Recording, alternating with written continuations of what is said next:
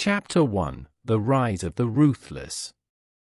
During the height of the Renaissance, Florence stood as a beacon of art, culture, and commerce. Its cobblestone streets bustled with merchants hawking wares from distant lands, artists laboring over masterpieces, and scholars debating the mysteries of the universe. Yet beneath this glittering surface lay shadows, hidden networks of corruption and power struggles that thrived in the city's labyrinthine alleys. Among these shadows rose Vittorio Alvani, a man whose name would soon strike fear into the hearts of Florentines.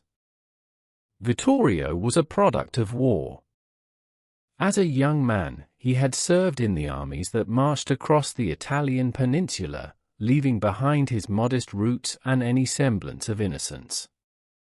The battlefields had shaped him, turning a once hopeful soldier into a hardened survivor. He had seen comrades fall to arrows and swords, witnessed villages razed, and endured betrayal from supposed allies. These experiences did not break him, they forged him into a man of steel, calculating, ruthless, and unrelenting. When the wars ended, Vittorio returned to Florence, but the peace he found felt foreign and hollow. The city's gilded facades and lively markets mocked him, reminding him of the emptiness in his heart. He carried bitterness like a second skin, channeling it into a relentless drive to seize control of the city that had once ignored his existence. Armed with his military expertise and a deep understanding of human weakness, he set his sights on Florence's underworld, a realm ripe for conquest. Vittorio's rise began in the seedy taverns and shadowy alleys where desperation and ambition collided. He started small, gathering a band of disillusioned soldiers, debt-ridden laborers, and outcast rogues. To these men, Vittorio offered something no one else could: purpose and power. Through a mix of charisma and intimidation, he united these disparate elements into a formidable force. They called themselves La Mano Nera, the Black Hand, and their influence soon spread like wildfire. La Mano Nera's initial operations were crude but effective. They extorted protection money from merchants, ensuring that no harm would come to their shops, so long as the payments kept flowing. They robbed shipments of precious goods on their way to Florence's bustling markets, then sold the stolen wares back to unsuspecting buyers at inflated prices. Vittorio's men moved swiftly and without mercy, silencing those who dared to resist. Fear became their most potent weapon, and it was wielded with surgical precision. As his wealth and power grew, Vittorio turned his attention to the city's elite. Through carefully calculated bribes and blackmail, he infiltrated Florence's noble families and even the church. Priests who once preached sermons on morality now whispered prayers for Vittorio's favor, their coffers filled with his blood-stained gold. The authorities, either complicit or too afraid to act, allowed his syndicate to flourish. To the common people, Vittorio Alvani became an enigma, a man who operated in the shadows but whose presence was felt everywhere. Yet Vittorio's ambitions were not limited to wealth and control. Despite his ruthlessness, he possessed an appreciation for beauty, or, more accurately, a desire to possess it. It was during one of his ventures into Florence's bustling marketplaces that he first saw Isabella de Luca. She was unlike anyone he had encountered before, a young woman of striking grace and quiet strength. Her laughter, warm and unguarded, seemed to pierce the armor of bitterness that encased him. Isabella's reputation preceded her. The daughter of a humble but honest merchant, she was known throughout Florence for her sharp mind and compassionate heart. Unbeknownst to Vittorio, Isabella's heart already belonged to another. Luca, a blacksmith by trade, was as strong in character as he was in body. His calloused hands and soot-streaked face belied a gentle soul, one that had won Isabella's love through years of unwavering devotion. Their bond was pure, a rare light in a world often consumed by greed and cruelty. They dreamed of a future built together, a modest but fulfilling life far removed from the ambitions of men like Vittorio. But Vittorio was not a man to be deterred by matters of the heart. To him, love was merely another battlefield, and victory was a matter of strategy. He began to orchestrate his approach, weaving himself into Isabella's life like a spider spinning its web. He frequented the De Luca family shop under the guise of a wealthy patron, purchasing fine goods and offering generous payments.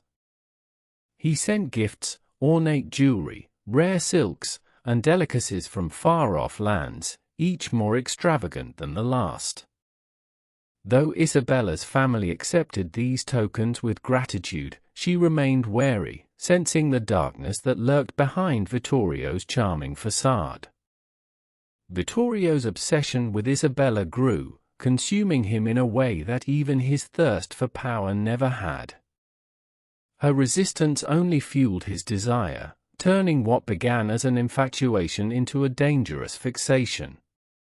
He convinced himself that she belonged to him, that her love could redeem the scars of his past.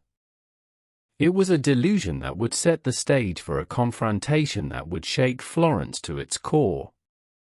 In the meantime, Luca began to notice Vittorio's growing interest in Isabella. Though he trusted her implicitly, he could not ignore the shadow that Vittorio cast over their lives. He saw the way the crime lord's men lingered near the shop, their eyes sharp and predatory. He heard the whispers in the marketplace, tales of Vittorio's brutality and ambition. Determined to protect the woman he loved, Luca started to prepare for a fight he knew was inevitable. The stage was set. Florence, with all its splendor and turmoil, became a city on the brink. Vittorio's rise to power was complete, but his insatiable hunger for control would lead him down a path fraught with peril. And at the heart of it all was Isabella, a woman whose kindness and courage would become both his greatest desire and his undoing. Chapter 2: A Family Torn Apart. The sun dipped below the horizon, casting a fiery glow over the city of Florence, but for the De Luca family, it marked the beginning of a nightmare. One fateful evening, the quiet peace of their home was shattered by the heavy pounding of fists on the wooden door. Isabella, her father Giovanni, her mother Clara, and her younger brother Matteo froze in their modest dining room. Before anyone could respond, the door burst open, and Vittorio's men stormed in, their boots thudding ominously against the stone floor. Dressed in dark cloaks, the intruders exuded menace. The leader, a grizzled man with a scar running across his cheek, stepped forward. "Giovanni De Luca," he growled, "by order of Vittorio Alvani, you are accused of failing to repay your debts. Your property is hereby confiscated, and you are under arrest." Giovanni, a proud yet humble merchant, stood his ground. "This is a lie," he protested. "I owe no debts to Vittorio or anyone else." The scarred man sneered. "Defiance will only make this harder on you." With a snap of his fingers, the thug seized Giovanni, Clara, and Matteo. Isabella sprang to her feet, blocking their path. "Stop this," she cried. "We have done nothing wrong. Leave my family alone." Her pleas fell on deaf ears. The men dragged the De Lucas into the cold night, ignoring Isabella's screams. Neighbors peeked out from their windows, but quickly drew their shutters, unwilling to risk Vittorio's wrath. As the family was hauled away, Isabella chased after them, tears streaming down her face. When they reached Vittorio's grand estate, she was forced to stop at the gates, barred entry by armed guards. Desperation coursed through her veins as she stood helplessly watching her family disappear into the shadowy fortress. In the dimly lit dungeons beneath Vittorio's estate, the De Lucas were thrown into a damp cell. The air reeked of mildew and decay, and the only light came from a flickering torch in the corridor. Giovanni immediately went to his wife and son, checking to see if they were unharmed. Though shaken, they were physically unhurt, for now. Meanwhile, Isabella was left alone outside the estate, her heart pounding with dread. Summoning her courage, she demanded to see Vittorio.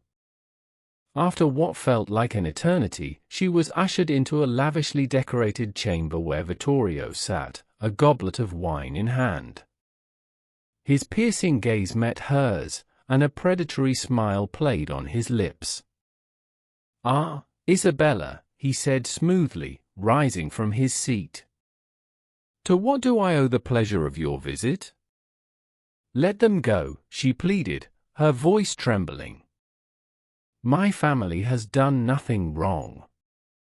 Release them, and I will find a way to repay whatever debt you claim we owe." Vittorio chuckled, the sound cold and devoid of humor. "There is no debt, my dear. That was merely a means to an end. You see, I have no interest in money. What I desire is you." Isabella's blood ran cold. She took a step back, but Vittorio closed the distance between them, his tone turning sinister.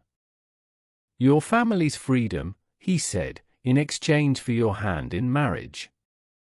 A fair trade, don't you think?" Isabella fled the estate that night, her mind racing with fear and anguish.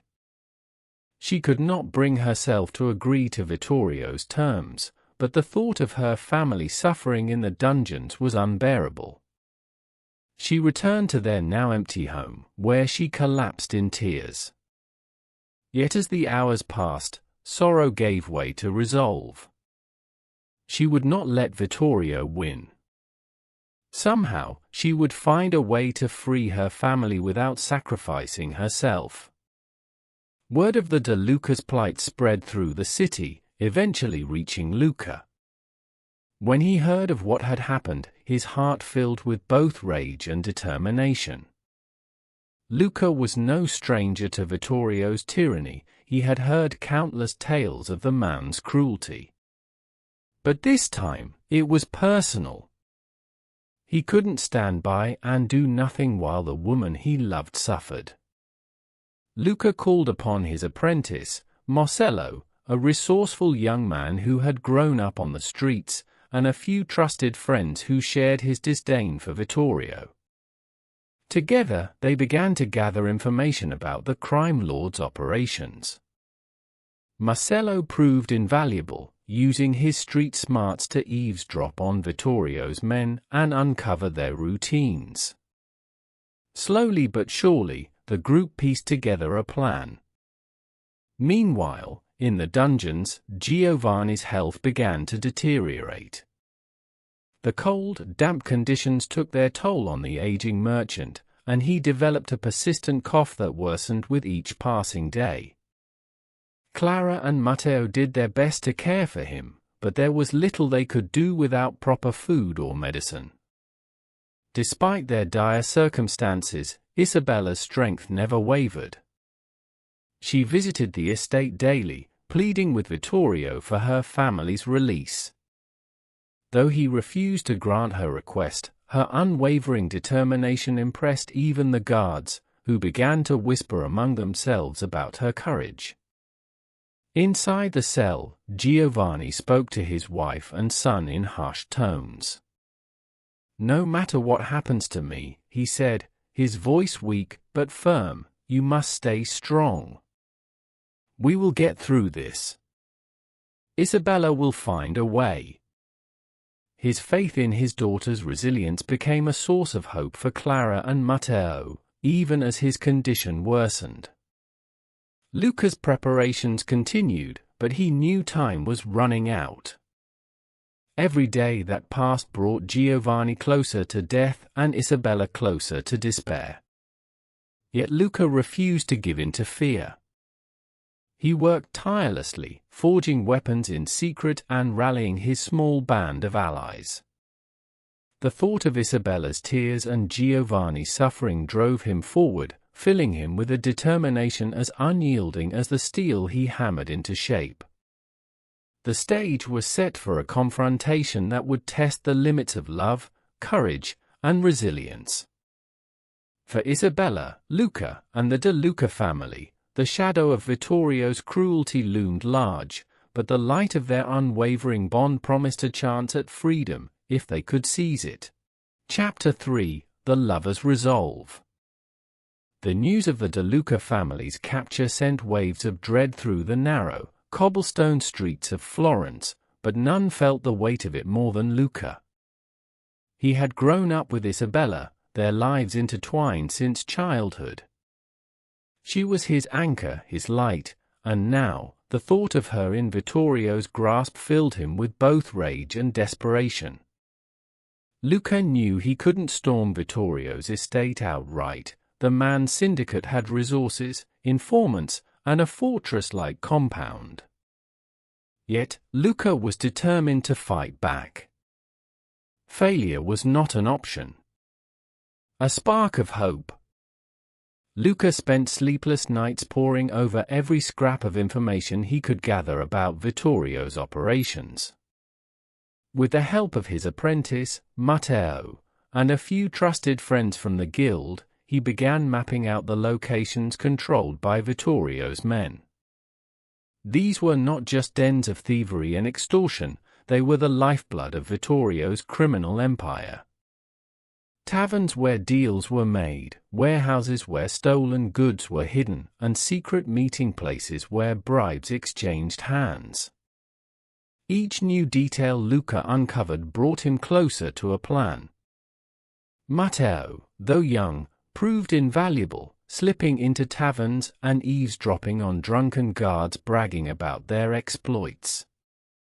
There was talk of discontent among Vittorio's men, whispers of unpaid wages and fear of rival factions. These cracks in Vittorio's seemingly impenetrable armor became Luca's focus. If we can't match his strength, Luca told his allies, we'll dismantle it piece by piece. We'll make them doubt him, turn his men against him. The first step was to sow chaos. Luca and his allies began a campaign of subtle sabotage. At one of Vittorio's warehouses, they set fire to crates of stolen silk meant for sale to a wealthy noble. They intercepted a shipment of coin intended to bribe a church official and redistributed it to struggling merchants who had been victims of Vittorio's extortion. At every turn, they left behind signs of rebellion, symbols scrawled on walls, whispers in the market, messages that Vittorio's grip on Florence was weakening. Time runs short. While Luca fought in the shadows, Isabella endured the harsh reality of captivity. In the cold, damp dungeon beneath Vittorio's estate, her father, Giovanni, grew weaker by the day. The air was thick with mildew, the stone walls slick with moisture. Despite the despair surrounding them, Isabella refused to succumb to hopelessness. She became the pillar her family leaned on, comforting her younger brother, Marco, and caring for their ailing mother. Giovanni, however, was beyond saving. The conditions of the dungeon had taken their toll, and his once strong frame had withered. One night, as Isabella held his hand, he summoned the last of his strength to speak. "Isabella," he whispered, his voice barely audible over the distant echoes of guards' footsteps. "You must promise me something." Tears streamed down her face as she nodded. "Anything, father." Never let this darkness steal the light from your heart. Love is your strength, and it will guide you out of this. Fight for it, no matter the cost. His hand grew limp in hers, and the breath left his body. Isabella's muffled sobs filled the chamber as her mother and brother clung to her. Giovanni's death was a devastating blow, but it also ignited a fire within Isabella. She resolved to honor his memory, to fight not just for her freedom, but for the love that Vittorio sought to destroy. A turning point. Luca's efforts began to bear fruit. Vittorio's men, once loyal out of fear or greed, started to question their leader. Rumors of rebellion spread like wildfire, and the once unified syndicate showed signs of fracturing. One by one, key figures in Vittorio's network were neutralized. Some were arrested by city guards, emboldened by the disruption of Vittorio's power. Others fled, fearing retribution. But Luca knew the battle was far from over. He needed to infiltrate Vittorio's estate to free Isabella and her family. The opportunity came when Matteo overheard a guard mentioning an upcoming delivery of supplies to the estate. Luca saw his chance. He gathered his allies and began preparing for the most dangerous mission of his life. Isabella's resolve.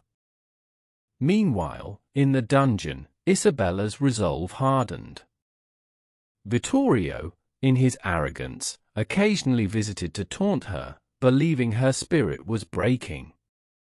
But each encounter only strengthened her determination. She hid her defiance behind a mask of compliance, using every interaction to glean information about the estate's layout and the guards' routines. During one such visit, Vittorio sneered, "You'll soon see, Isabella. Resistance is futile. Marry me, and your family will live in comfort. Refuse, and they will suffer." Isabella's voice was steady as she replied, "You may have taken everything from me, but you will never own my heart." Her words infuriated Vittorio, but they also unsettled him. She was not the broken captive he had expected. That realization planted a seed of doubt in his mind, though he refused to acknowledge it. The final preparations. Luca's plan was simple but risky. Disguised as servants, he and his allies would infiltrate the estate during the delivery. Matteo had managed to bribe a disgruntled guard for information about the dungeon's location and the patrol schedules. Every detail had to be perfect, a single mistake could mean death. On the eve of the operation, Luca visited the church where he and Isabella had often met in secret during their courtship.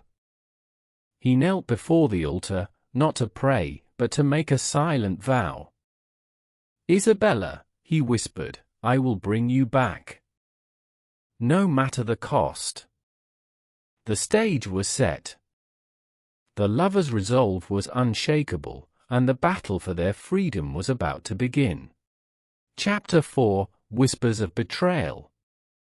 The fall of Vittorio Alvani's empire began not with swords or rebellion, but with whispers.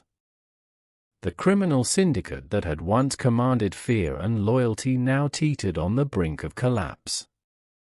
Luca's tireless efforts had sown the seeds of doubt among Vittorio's men, and what had been an unshakable network of informants and enforcers became riddled with paranoia. The city of Florence, long suffocated under Vittorio's iron grip, began to stir with quiet defiance. Vittorio, sensing the shifting tide, withdrew to his fortified estate. High stone walls and vigilant guards surrounded the manor, turning it into a prison as much as a sanctuary. Within its dark corridors, Isabella and her family remained captives, their hope dim but unbroken. Vittorio's anger grew by the day. His once loyal men now feared him more than they respected him, and the alliances he had cultivated with bribes and intimidation began to unravel. Yet Vittorio's pride blinded him to the extent of his vulnerability. Unbeknownst to him, betrayal lurked within his own ranks. Marco, Vittorio's most trusted advisor, had served him for years. Once a man of principle, Marco had joined Vittorio's syndicate out of desperation during a time of personal ruin. Over time, he became disillusioned with Vittorio's escalating cruelty and insatiable lust for power.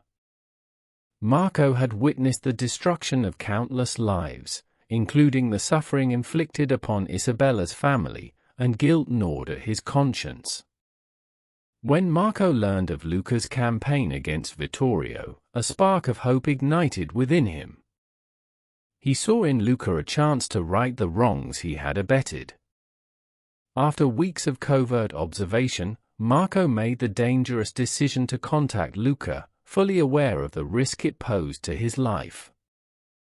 Under the cover of night, Marco arranged a clandestine meeting in the cellar of a tavern on the outskirts of Florence. Luca, accompanied by his apprentice and a trusted ally, arrived cautiously, his hand never straying far from the dagger at his belt. Marco's haggard appearance and trembling hands betrayed his fear, but his voice was steady as he spoke. "I know the layout of Vittorio's estate," Marco began, unrolling a parchment map. "Every corridor, every guard post.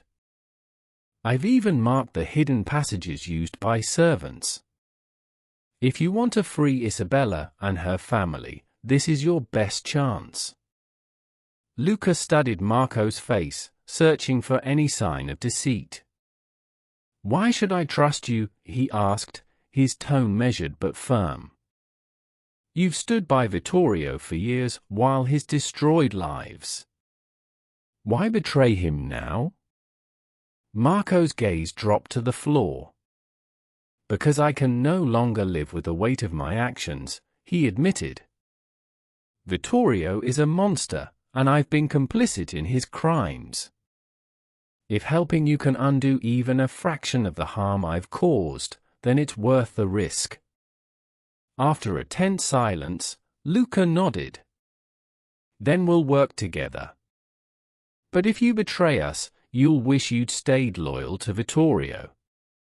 Over the following days, Luca and his allies meticulously planned the rescue operation.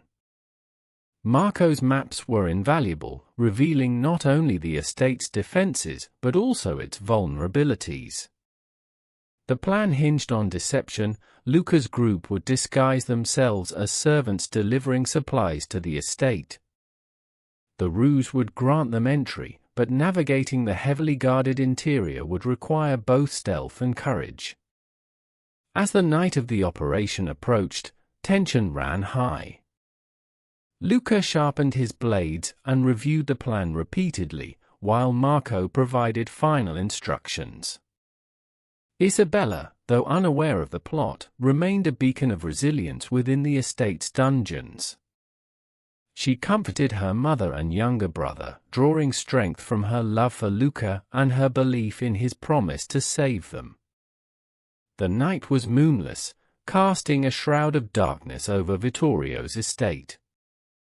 Luca and his team, disguised in coarse servants' garments, approached the gates with a cart laden with barrels and sacks. Marco had arranged for the usual supply delivery to be delayed, ensuring that the guards would be expecting their arrival. "State your business," a guard demanded, his torchlight flickering over the group. "Delivery from the market," Luca replied, keeping his voice low and steady. "Perishable goods for the kitchens." The guard glanced at the cart and then at Luca. After a tense moment, he waved them through. "Be quick about it. The master doesn't like delays." Inside the estate, the group moved with calculated precision. The maps Marco had provided proved accurate, guiding them through dimly lit corridors and avoiding patrolling guards.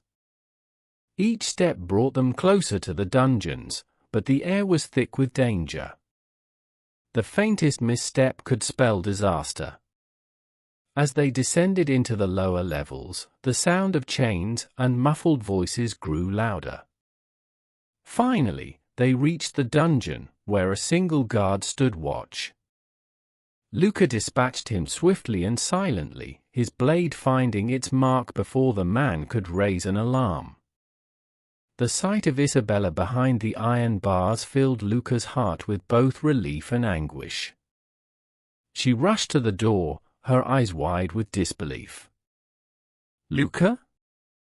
Is it really you?" "It's me," he said, his voice breaking with emotion as he unlocked the cell. Isabella's mother and brother clung to her, tears streaming down their faces. "We don't have much time," Marco warned, his voice low. "The longer we stay, the greater the risk."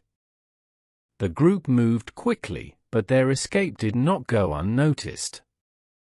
As they navigated the labyrinthine halls, an alarm was raised. Guards swarmed the estate, their shouts echoing through the corridors. Luca and his allies fought valiantly, their resolve unwavering despite the odds. In the chaos, Vittorio appeared, his fury palpable. "You dare defy me," he roared, his voice shaking the walls. He confronted Luca, his sword drawn, and the two clashed in a brutal fight. Luca's determination matched Vittorio's rage, and their battle became a testament to the stakes of their conflict. As the sounds of battle raged, Isabella's gaze met Marco's.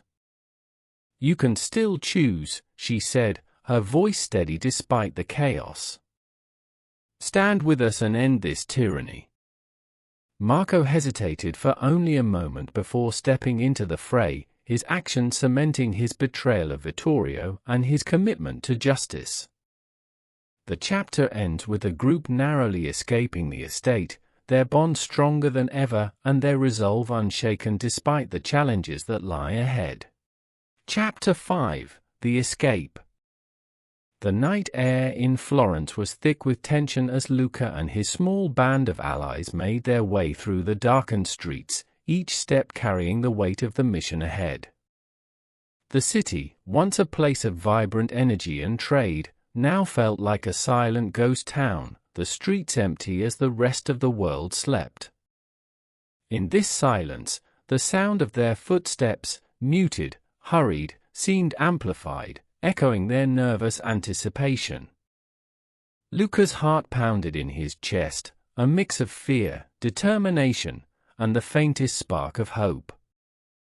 They were so close to rescuing Isabella and her family, but the dangers that lay ahead were far from over. They had spent weeks planning, gathering intelligence from Marco's insider knowledge and preparing for every contingency. Every detail had been scrutinized, where the guards were stationed, the layout of Vittorio's estate, the hidden passageways that might offer a chance of escape. But even with all their preparation, they knew that the moment they stepped into the heart of Vittorio's fortress, everything could go wrong. Still, they had no choice. Every moment that passed brought Isabella and her family closer to suffering irreparable harm. Time was slipping away. The estate loomed ahead, its high stone walls casting long shadows in the dim moonlight. The guards at the gates, normally vigilant and intimidating, were unusually distracted. Vittorio's focus had been on the city's unrest, leaving his estate less secure than usual. It was a crack in the fortress, and Luca was ready to exploit it. With swift movements, he and his allies, dressed as servants, their faces masked and their steps measured, slipped past the outer defenses, entering the estate unnoticed. The heavy iron doors of the courtyard creaked shut behind them, sealing them into the heart of their enemy's lair. Inside, the air was thick with the scent of old wood, incense, and the faint musk of sweat from the soldiers who had been on watch. The corridors stretched before them, long and winding, their walls adorned with grand tapestries and portraits of Vittorio's ancestors, symbols of power and pride. It was a world of luxury and excess, a stark contrast to the grim reality of the dungeon where Isabella and her family had been imprisoned for so long. Luca's breath came in shallow gasps as he moved quickly but silently, each step bringing him closer to his goal. His mind was focused, every sense sharpened to detect any sign of danger. Marco had provided them with detailed maps of the estate, marking the locations of the guards and the hidden doors. With each passing moment, they drew nearer to the dungeon where Isabella was being held. But the closer they got, the more the sense of danger began to rise. The wall seemed to close in on him as if the estate itself were a trap, waiting to spring shut. Finally, after what felt like hours of tense navigation, they reached their destination, the entrance to the dungeon. It was hidden behind a tapestry in a secluded corridor, far from the eyes of the guards. Luca's hand trembled slightly as he reached for the cold iron handle, his heart racing in anticipation. He could hear the distant sounds of muffled voices, the creak of a door, the clinking of chains, the faint sounds of Isabella and her family's captivity. With a soft click, the door creaked open, revealing the grim scene inside.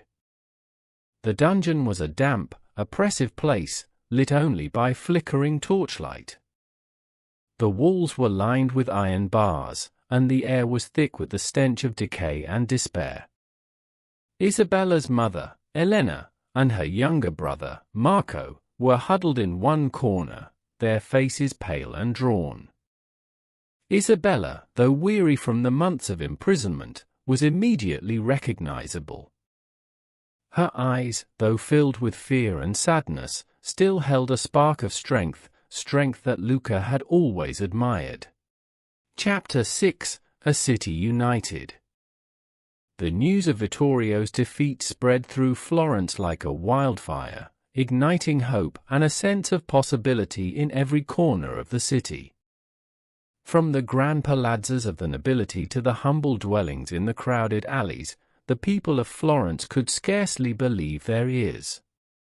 Vittorio Alvani, the ruthless syndicate leader who had terrorized them for so long, was no longer a threat. His reign of fear had come to an end, and with it, the stranglehold that his criminal empire had on the city.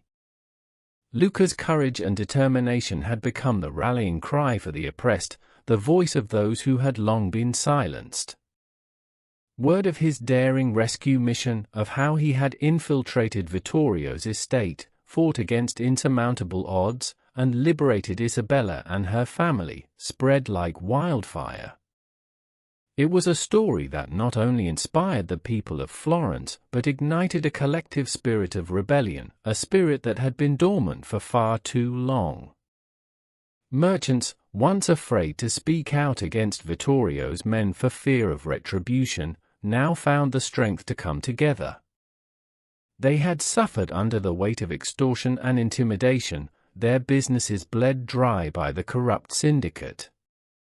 Now, with Vittorio's downfall, they saw an opportunity to rebuild, to take back what was rightfully theirs. Under the guidance of trusted leaders, they formed alliances, pooling their resources and strength to restore order to the marketplace, to rid it of the criminals who had once lurked in every shadow, extorting them for protection money. Craftsmen, too, were emboldened by Luca's actions. The blacksmiths, stonemasons, and woodworkers who had long lived in fear of Vittorio's enforcers found that they could once again work with dignity. They no longer had to pay homage to the corrupt syndicate or live in fear of retribution. The workshops that had once been silent under the weight of fear now hummed with the sounds of industry and creation.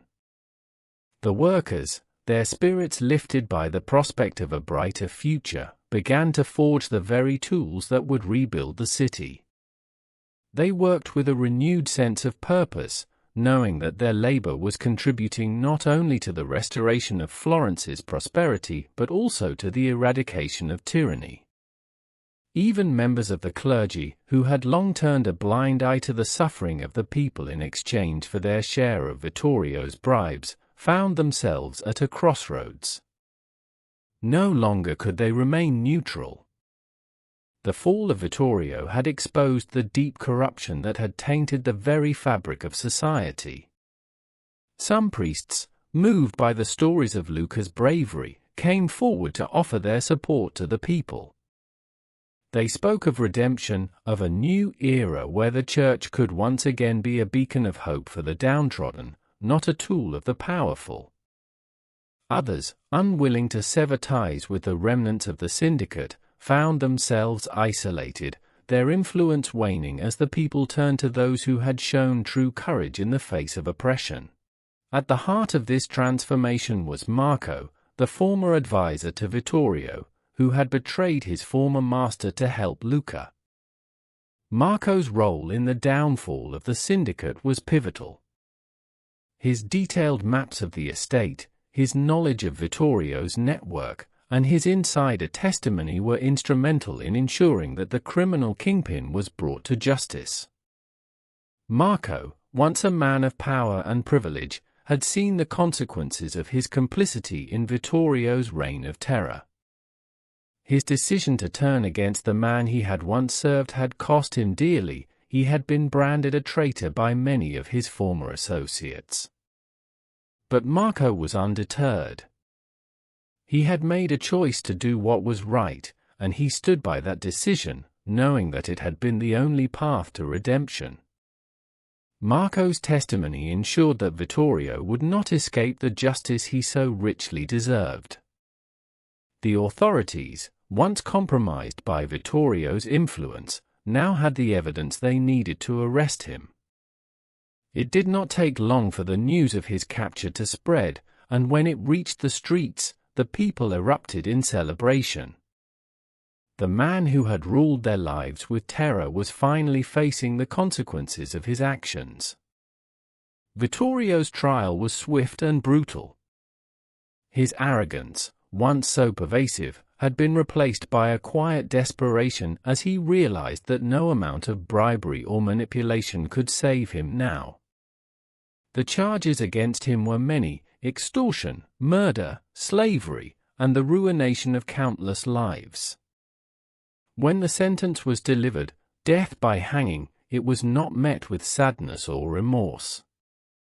The people of Florence had suffered under his rule for far too long.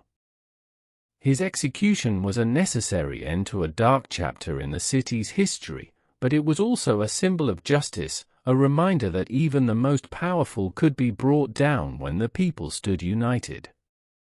In the wake of Vittorio's downfall, Florence began to heal. But it was not just the city's physical structures that required rebuilding, it was the trust, the hope, and the sense of community that had been shattered by years of fear and oppression. The restoration of Florence was not an overnight process. It required patience, perseverance, and most importantly, unity. And it was this unity, this shared sense of purpose, that became the true legacy of Luca's bravery. Isabella and her family, though still mourning the loss of Giovanni, found solace in the support of the community. The death of her father had left a hole in her heart, one that would never fully heal. But in the embrace of the people, in the knowledge that his death had not been in vain, Isabella found a sense of peace. Giovanni had been a man of honor, a man who had taught her the value of resilience and love. His memory lived on in her actions, in the way she carried herself, in the way she honored his final words. For Luca, the recognition of his bravery came not in the form of grand titles or accolades, but in the quiet respect of those around him. His blacksmith shop, once a modest workshop where he had toiled alone, became a symbol of justice and fairness. It was no longer just a place where weapons were forged, it was a gathering place for those who sought to rebuild their lives, for those who needed guidance and support. Luca became a mentor, not only in his craft, but in life. He taught the young men and women of Florence that true strength did not come from wielding a sword or forging metal, but from standing up for what was right, from having the courage to face the darkness and emerge unscathed. Luca's shop became a hub of hope, a place where people could gather to share their stories, to seek advice, and to find the strength to move forward. It was here that Luca and Isabella began to work on their vision for a better future, a future where the people of Florence would no longer live in fear of tyranny, where love and justice would reign supreme. They became the heart of the community, not through their titles or wealth, but through their unwavering commitment to the ideals that had brought them together. As the years passed, the city of Florence flourished. It was a city reborn, no longer shackled by fear and corruption, but free to grow, to prosper, and to thrive. The legacy of Vittorio's reign faded into history, but the lessons learned from his downfall remained etched in the hearts of the people. The unity that had been forged in the fire of rebellion was not easily broken. It had become the foundation upon which the future of Florence was built, a future where the people stood together, united by a common purpose. Isabella and Luca's story, too, became a part of that future. It was a story of love, of courage, of resilience, and of the triumph of the human spirit. It was a story that would be passed down through generations, a reminder that no matter how dark the times may seem, love and unity have the power to light the way. Chapter 7: The Light of Love. The golden light of the Tuscan sun filtered through the olive trees that lined the hills surrounding Florence, casting long, gentle shadows across the city. It was a perfect spring day, the air rich with the scent of blooming flowers and freshly tilled earth. Yet, for Isabella and Luca, it was a day that held a deeper, more profound meaning. It was a day that marked the beginning of a new chapter, a chapter that would be written not in words, but in actions, in the hearts of all who knew them. Months had passed since the fall of Vittorio Alvani and the triumph of justice over tyranny. The people of Florence had not only witnessed the rise of a hero in Luca, but they had also seen the power of love to heal wounds and unite a fractured city. The streets of Florence, once steeped in fear and corruption, were now alive with hope and possibility. People whispered about the courage and dedication of Luca and Isabella, about the love that had endured even in the darkest of times. Their names had become synonymous with resilience, a beacon for those who had once believed that the light of justice had been forever extinguished. But for Isabella and Luca, it was not just about the accolades or the recognition. Their love had been forged in the fires of hardship, tempered by the trials they had faced together. It was a love that had been tested in the deepest despair, and yet, it had emerged stronger, more unyielding. It was a love that had not only saved them but had also saved others, their families, their friends, and the very soul of the city. On this day, as the soft breeze carried the distant sounds of the city's hustle and bustle, Isabella stood at the altar, her heart filled with both joy and quiet reflection. She had seen so much in the past year, suffered loss, felt fear, experienced the raw, unrelenting anguish of captivity, and then the rush of liberation, the euphoria of knowing that love could still prevail over the deepest shadows. The memory of her father's final words, urging her to honor her heart and to fight for her freedom, lingered in her mind, a constant source of strength. Her father, Giovanni, was no longer with her, but in that moment, she felt his presence beside her, his love still guiding her path. Luca stood beside her, his hand warm in hers, his his eyes filled with a quiet intensity that mirrored the love in her heart. The years had changed him, as they had changed Isabella. He had once been a simple blacksmith, a man who found solace in the rhythmic clang of his hammer against metal. But now, he was a symbol of something far greater, a symbol of hope, a man who had fought not just for the woman he loved, but for an entire city. The weight of that responsibility had not crushed him, instead, it had shaped him into a man who was not only strong in body but in spirit. The ceremony was simple, held in the small chapel that overlooked the city. The sun, low in the sky, cast a warm glow over the gathering, creating a sense of serenity and peace that had been absent for so long. It was attended by only their closest friends and family, those who had stood by them during the darkest days, those who had helped them rebuild what had been torn asunder. Marco, the former advisor of Vittorio, was there too, his role in the downfall of the criminal syndicate forever altering the course of their lives. He stood in the back of the chapel, a quiet but loyal friend, his presence a reminder that even in a world filled with betrayal, there could still be redemption. The ceremony itself was not filled with extravagant displays or pomp. There were no grand gestures, no lavish feasts. Instead, it was a quiet affair, marked by the vows they made to each other and to the world around them. Isabella, her voice steady despite the emotion stirring in her chest, promised to stand by Luca, not only as a wife but as a partner in life, in love, and in the fight for a better future. Luca, his hand gripping hers with a firm but tender affection, vowed to protect her, to honor her, and to never let the darkness of their past overshadow the light they had found in each other. As the ceremony came to a close, the people of Florence gathered outside the chapel, waiting to offer their congratulations. It was not just a marriage that had taken place, it was the union of two souls who had survived the worst that the world could offer, and who had emerged not broken, but whole. They had not only found each other in the depths of despair, but they had also found a love that transcended everything they had once known.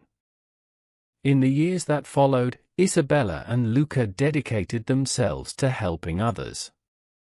Their love was not just a symbol of their personal triumph, but a force that could be shared, a light that could guide others through their own struggles. They opened their home to the homeless and to those who had lost everything to Vittorio's cruelty. Luca, with his skill as a blacksmith, taught young men and women the trade, providing them with a means to support themselves and rebuild their lives.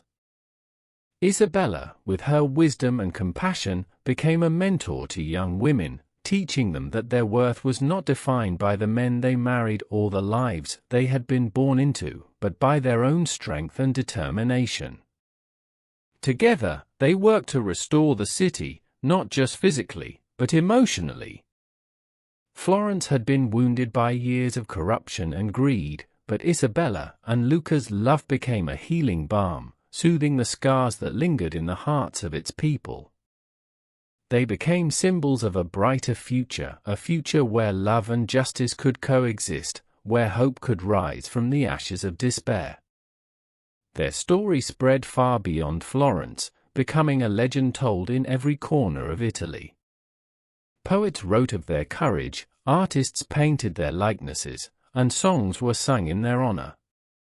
It was not just their love that was celebrated, but the triumph of the human spirit, the belief that even in the darkest of times, there was always a spark of light to be found. As the years passed, Isabella and Luca grew older, their bodies bearing the marks of time. But their love, the foundation upon which their lives had been built, never wavered. It remained as strong as it had been on the day they married, and it continued to inspire those who came after them. Their children, raised in the warmth of their love, carried their legacy forward, teaching future generations that the greatest power in the world was not wealth, nor influence, nor brute strength, but the light of love and the strength of determination. In the quiet moments, when the world seemed to fall away and all that remained was the sound of their breath and the warmth of their touch, Isabella and Luca would often reflect on the journey that had brought them together. They had faced unimaginable hardships, had suffered loss, and had fought against an overwhelming tide of darkness. But through it all, they had never given up on each other, and they had never given up on love. It was this love that had brought them through the worst, and it was this love that would carry them through the rest of their lives. And so, their story lived on, not just in the hearts of those who had known them, but in the very soul of Florence, a city that had been transformed by the light of love. Their legacy, one of courage, resilience, and the unyielding power of love, continued to shine brightly, a beacon for generations to come. It was a reminder that even in the darkest of times, love could conquer all.